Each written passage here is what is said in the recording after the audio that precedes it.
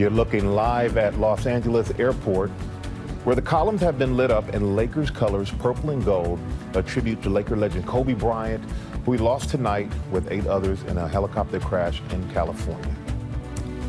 Like so many, I had the privilege of sitting down with Kobe and had many conversations with him over the years. And one of the most meaningful to me was done just a few years ago. It was in Philadelphia. It was when he was about to announce his retirement year, and being with him in that school and sitting down with him and hearing what he wanted to do next. So this very court. This very court right here. Wow. We used to play pickup basketball. But the thing is, I heard from coaches back then, junior high, and they said, this guy's a pro. What did you know? What did you know? Probably about my 12th grade year, my senior year. I knew I had things measured pretty well, right. And I started sizing up the pro competition. What do I need to do to play with the big boys? You know. All the way, 20 years with the same team, the LA Lakers. How important is that to you? Extremely. It means everything to me.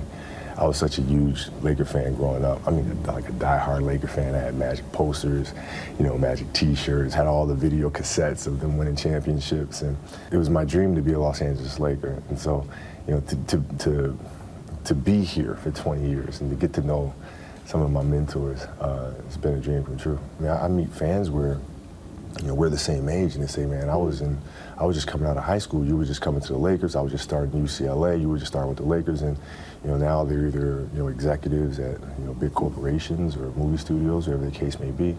But we've literally grew up together, and that's such a beautiful thing. You're very humble in saying that you have received far more than you have given to the fans. That you feel that way, and yet you sincerely feel that way. What have you learned about yourself through these 20 years of being in the NBA?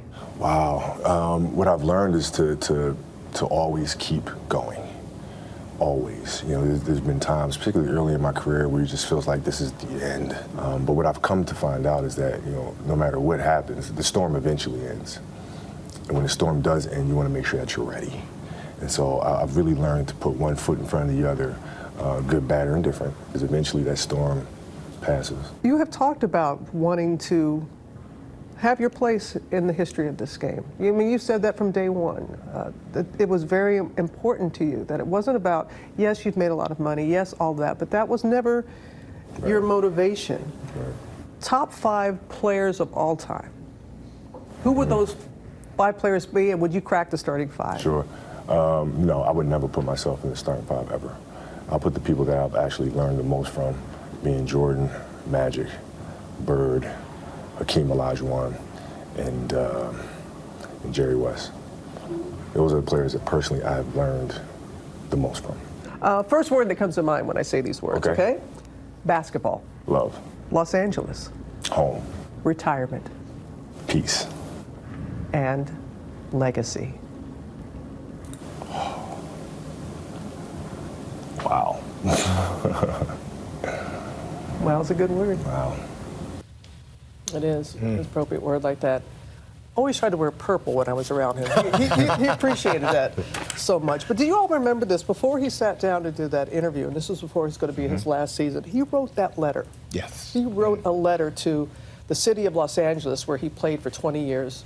This is part of what he said. Whether you view me as a hero or a villain, please know I poured every emotion, every bit of passion, and my entire self into being a Laker. I'm getting chills. What you've done for me is far greater than anything I've done for you.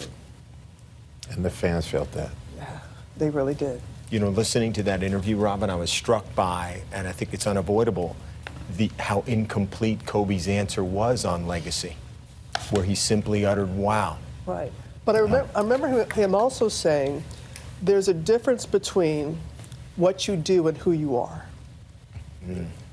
And just think about that. And I think that's why it was so difficult for him to talk about the legacy, because he had so much more. Wasn't done. And I had a chance to interview him for Dear Basketball, which he won an Oscar for.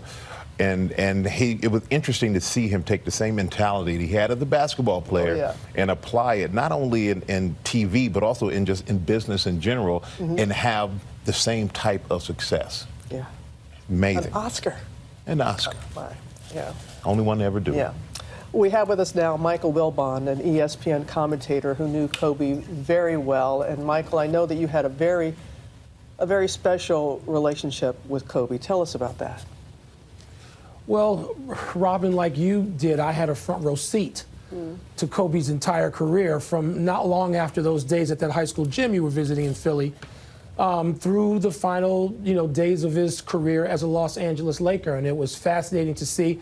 I sat down with him. I just looked at it, the last interview we did on camera, talking about what was to come. And you talk about an incomplete answer there. He had so much planned, and he was so passionate about it. He was so engaged.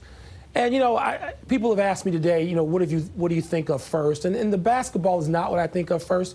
I think because when you have that front row seat, it also comes with a pass to sort of get you behind the curtain. And in that case, with the people that you get to interact with for years and years and years, there are personal things. I had a heart attack 12 years ago, this week actually. And when I got out of the hospital and got home, at the front door was an enormous bouquet of flowers. And the note said, from Kobe Bryant. And I was trying to figure out, okay, who's playing this practical joke on me? And I called the Lakers, and they confirmed that Kobe had called to ask for my address. And that preceded a complete dressing down of what I needed to do better as I got older, particularly with a son on the way. And we talked about parenthood and fatherhood and health, and all the sorts of issues that people don't necessarily see when they're looking at games and post-game interviews. And you're talking about last-second shots and strategies and what went into this and what about this pass and teammates and decision-making. And that was all there. And as I have said today, God knows I loved every performance I saw. And they were performances. I mean, it was like performance theater. And I think that, we can go back to some people, and certainly Magic and Michael had that, and Kobe had it, and you felt it every single time you watched him, that you were watching theater. And so there's that combination of the personal and the professional that I'm still trying to sort of get my arms around this entire tragic day. And I haven't done it yet, and I suspect it's going to take a long time. Well, Michael, we appreciate you sharing that with us about your special relationship with Kobe, and we are sorry for your loss as well, my friend. Same with you guys. Thank you. Hi, everyone. George Stephanopoulos here. Thanks for checking out the ABC News YouTube channel. If you'd like to get more videos, show highlights, and watch live event coverage, click on the right over here to subscribe to our channel. And don't forget to download the ABC News app for breaking news alerts. Thanks for watching.